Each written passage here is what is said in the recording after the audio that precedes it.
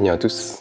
Alors je vous l'ai déjà dit dans la dernière vidéo, et merci, on est 100 000 sur ma chaîne maintenant. En 2 ans, je trouve que c'est une belle évolution et que la communauté est hyper bienveillante. C'est le côté sur lequel j'ai plus de chance, plus que d'avoir 100 000 abonnés. Je pense que le fait que ma communauté soit vraiment géniale. Genre, je reçois beaucoup de messages, beaucoup de commentaires, j'ai peu de hate, et puis même les messages qu'on envoie sont très bienveillants. Donc voilà, je suis content qu'on ait pu vivre une aventure aussi géniale pendant 2 ans, et j'espère que ça va continuer pendant encore 100, 150 ans, voire plus si on atteint l'immortalité bientôt. Du coup, c'est ma deuxième FAQ. Et sans tarder, on va commencer du coup.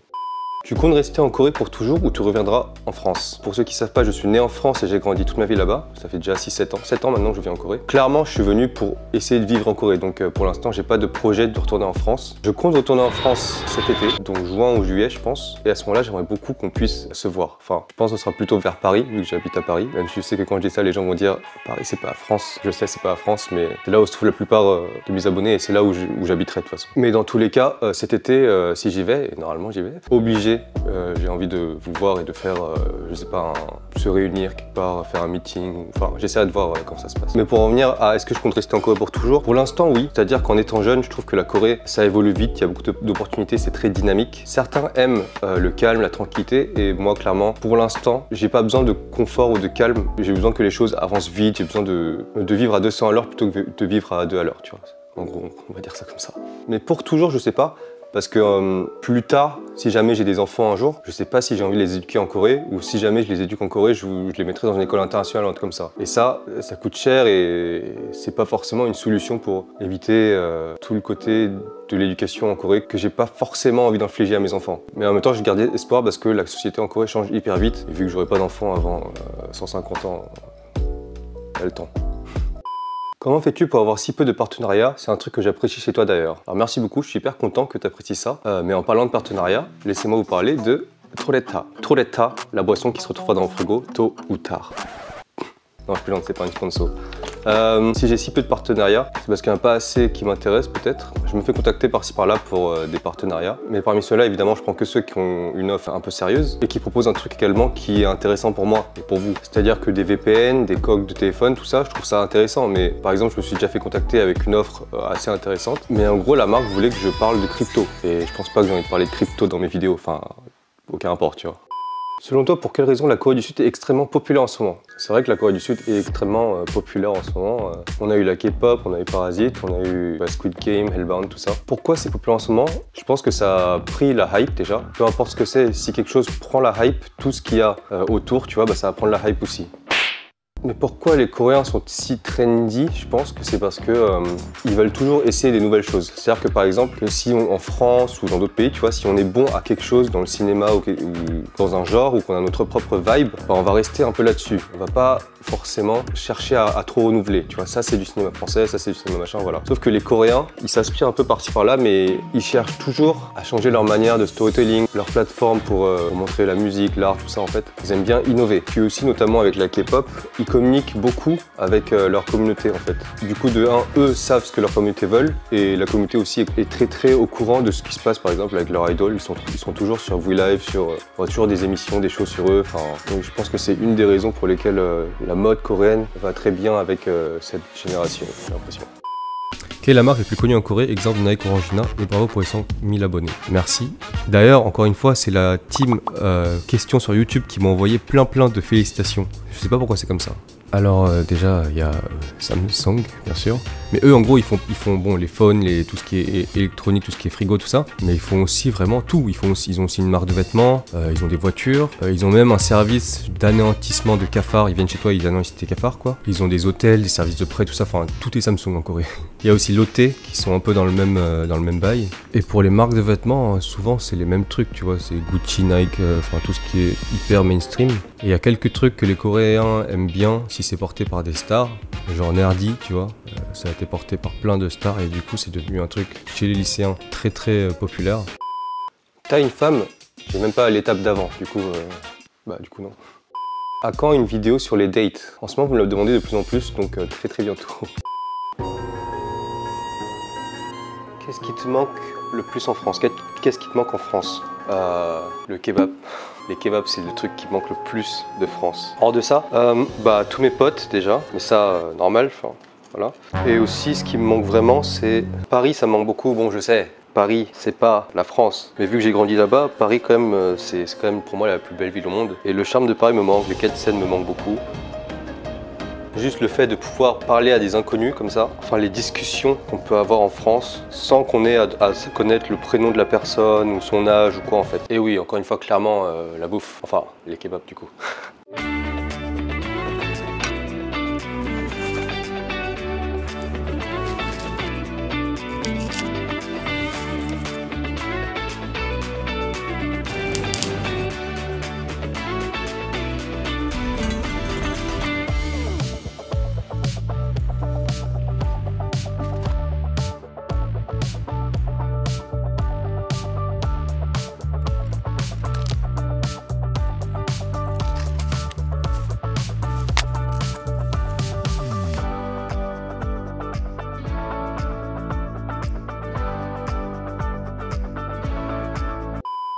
Alors, pour ou contre le Chocomint?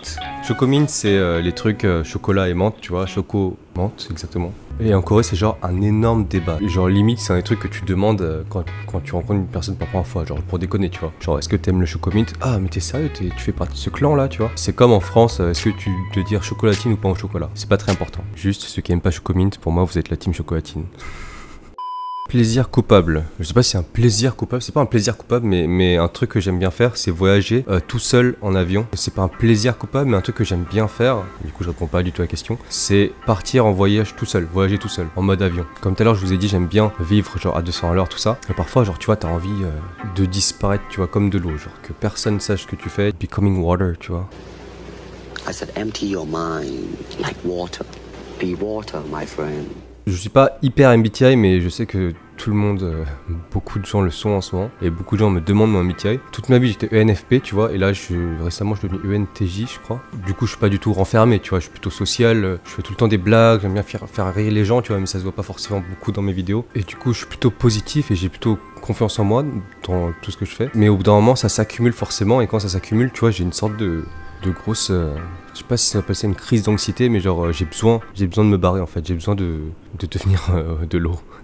Et la meilleure façon pour ça, pour moi, c'est se barrer en mode avion, genre quelques jours, hein. Je peux pas, vu que je suis sur YouTube aussi et que je dois contacter quand même mon entourage, je peux pas faire ça longtemps, mais genre être en mode avion, se déconnecter complètement, sachant que je suis hyper connecté, vu que je suis sur Instagram, tout ça, et que je suis un peu accro à ça aussi, tu vois. J'ai besoin de me déconnecter comme ça et d'être en mode avion et de juste me remettre le réseau quand je cherche un resto ou quoi. Et c'est vraiment trop bien. La personne m'a juste demandé mon plaisir coupable et là je parle d'anxiété, de voyage. Et de la vie en général. Un projet futur que tu peux dévoiler. En vrai, c'était le projet que je comptais faire pour les 100 000, mais vu que je ne l'ai pas fait cet été, ça va sortir dans 6 mois à peu près. Ce que je peux vous dire, c'est que ça va être ma vidéo la plus quali, je pense, ou la plus travaillée en tout cas de ma chaîne. Il y aura beaucoup plus de gens qui vont être sur ma vidéo que mes vidéos sur les 5 filles en Corée ou genre sur l'histoire de la Corée et tout ça. On va louer des caméras, on va louer des caméras, tout ça. Donc je peux préparer ça au printemps et vous le sortir un peu après, juste un mois après, un truc comme ça. Hâte d'avoir le silver button dans le décor. Il est là, c'est bon. Je sais pas où le mettre, je sais pas trop quoi en faire, mais en tout cas il est très beau. Merci. Quel métier on pourrait commencer à faire pour vivre en Corée sans diplôme? Alors encore une fois, ça, vu que moi je suis coréen et non pas français expatrié, tout ce qui est genre les questions sur le visa, trouver un logement, trouver un travail, je suis vraiment pas bien placé pour vous répondre, tu vois. Du coup, j'ai demandé un petit peu à Evans, que certains connaissent, et il m'a un peu parlé de tout ça. Est-ce que je suis en train de me dédouaner et de tout mettre sur le dos d'Evans? Exactement. Mais en gros, ouais, à tous ceux à qui j'en parle, on est d'accord pour dire que en Corée, si tu veux un travail dans une entreprise, déjà l'anglais c'est obligatoire et le coréen aussi quasiment obligatoire. Si tu parles pas anglais et coréen, déjà c'est chaud parce que c'est pas comme il y a 10 ans où être étranger ça avait un mérite. Maintenant ils s'en foutent parce que les Coréens il y en a plein qui parlent hyper bien anglais et quitte à prendre un étranger ou prendre un coréen avec qui ils arriveront mieux à communiquer. En plus de ça, si tu veux rentrer dans une entreprise coréenne, il faudrait aussi que tu aies minimum, je pense, un master dans un endroit on va dire assez reconnu, tu vois. Mais la question là, c'est sans diplôme. Beaucoup de gens me demandent par DM comment je fais pour venir en Corée sans diplôme. Déjà, je pense qu'il faut que tu viennes avec des ressources pour au moins 1 an, sachant que si tu prends un logement, la caution va être énorme, souvent en Corée. Donc il faut que tu aies les moyens. Ensuite, je conseille d'apprendre le coréen vite, même tant que tu es en Corée. Et puis du coup, trouver des part-time jobs, peut-être tout ça, avant de trouver un vrai travail. Mais même ça, enfin, c'est pas facile. Il y en a beaucoup qui pensent que venir en Corée, ça fait que tu vas devenir modèle. Ça aussi, c'était il y a 7 ans, 10 ans. À l'époque, je me souviens que n'importe qui pouvait être modèle. Maintenant, le marché est tellement saturé, enfin, les modèles étrangers qui sont en Corée, c'est des gens qui pourraient être modèles en France ou ailleurs, tu vois. C'est pas parce que tu as les yeux bleus ou verts que maintenant tu peux devenir modèle, ça marche plus comme ça en fait. Tu peux rentrer dans une agence de modeling, mais si c'est pas serré comme contrat, tu n'auras pas un visa. Et même si tu réussis à avoir un visa, tu vas pas avoir des tafs vraiment de modèle, tu vas être surtout extra, tout ça en fait. Après, il y en a qui ont beaucoup de chance ou qui sont hyper débrouillards dans la vie et qui arrivent, hein. Je connais certains cas pour qui ça marche hyper bien. Donc j'ai pas envie de dire ouais c'est impossible tout ça, mais je voulais juste vous dire que c'est pas hyper facile de venir en Corée sans un plan détaillé, tu vois. C'est ça, un plan détaillé. Allez, dis au tournage. Bon allez, il est temps de le dire, c'est plus possible, tu vois. Faut que je le dise. J'ai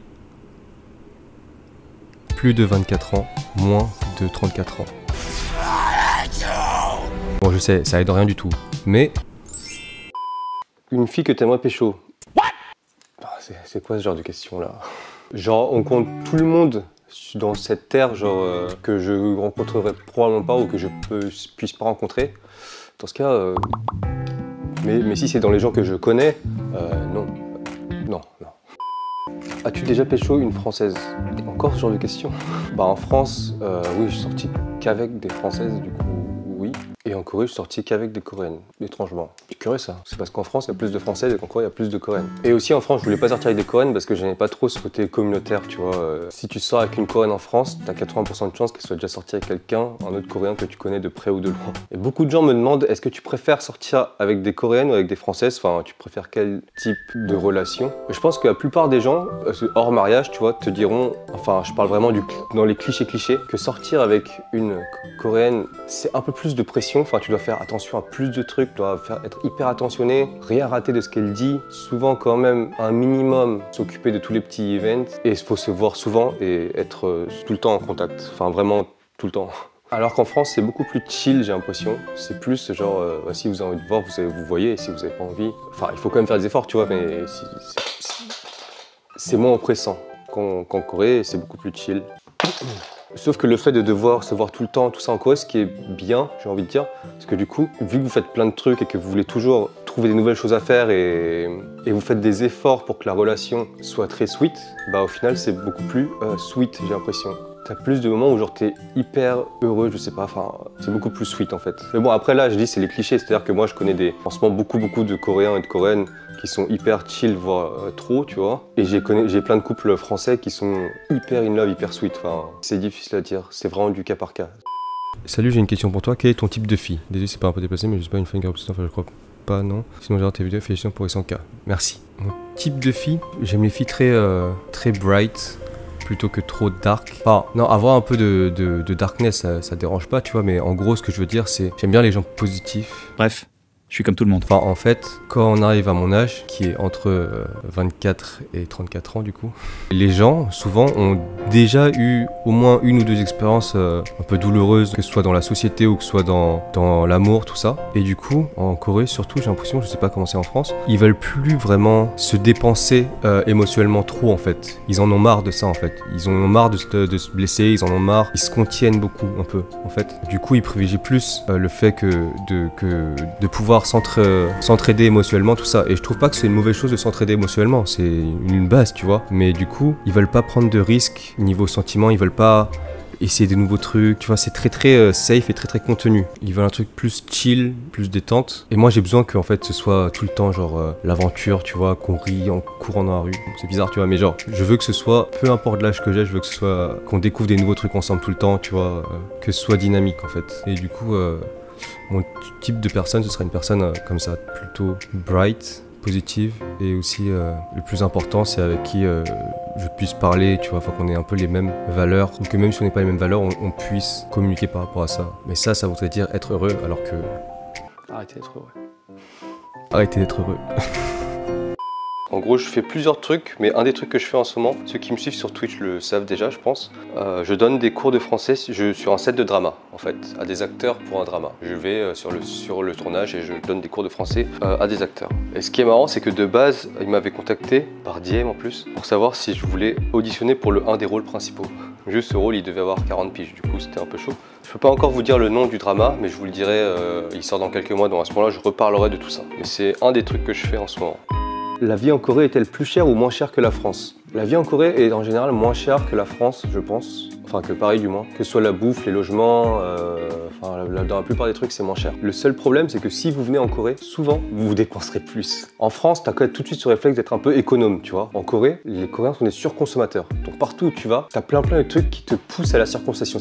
Tout te donne envie de consommer en Corée. C'est très bizarre comme truc. Mais c'est vrai qu'en Corée, tu sors ta carte genre des dizaines de fois par jour, tu vois. Alors qu'en France, il peut arriver que tu passes une journée sans dépenser vraiment de thunes, tu vois. Du coup, oui, la Corée est moins chère, mais te pousse à la surconsommation. Du coup, tu dépenses plus. C'est très bizarre. Même quand tu sors, tu vois, les Coréens, ils vont jamais aller prendre une bière sur une pelouse ou quoi. Ils vont aller dans un bar, ils vont commander à bouffer, même s'ils ont déjà bouffé parce qu'ils sont obligés, tu vois. Puis ensuite, ils vont aller ce qu'on appelle Icha Samcha, c'est-à-dire qu'ils boivent 2 verres ou un café dans un endroit. Puis ensuite, ils vont dans un autre endroit, puis un troisième endroit, puis un quatrième endroit, voire plus, tu vois. Mais bon, souvent, c'est le plus vieux qui paye. Même si maintenant, c'est pas tout le temps comme ça, tu vois. Du coup, je te conseille d'être le plus jeune quand tu sors avec des gens.